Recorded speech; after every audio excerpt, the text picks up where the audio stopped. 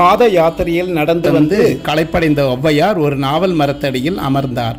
அந்த மரத்தின் மேல் ஒரு சிறுவன் அமர்ந்திருந்தான், அதாவது முருகன்.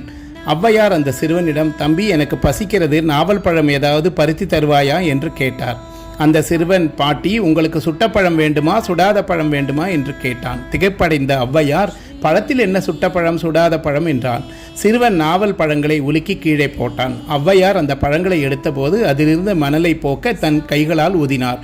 உடனே சிறுவன், என்ன பாட்டி, சுடுகிறதா என்று நகைச்சுவையாக கேட்டான். சுட்ட பழம் என்பது ஏற்கனவே கற்று தேர்ந்த ஞானத்தையும், சுடாத பழம் என்பது புதிதாக கற்கும் கல்வியையும் குறிக்கிறது. தன்னை விட ஒரு சிறுவன் ஞானத்தில் சிறந்து விளங்குவதைக் கண்டு ஔவையார் முருகன் அருளை உணர்ந்து வியந்து நின்றார். இந்த கதையின் மூலம் எவ்வளவு கற்றாலும் இன்னும் கற்றுக்கொள்ள நிறைய இருக்கிறது. கல்வியில் ஆணவம் கூடாது என்பதை அறியலாம். இந்த சம்பவம் அழகர்மலை, அதாவது பழமுதிர்ச்சோலை என்ற தலத்தில் நடைபெற்றதாக கருதப்படுகிறது. ஓம் முருகா.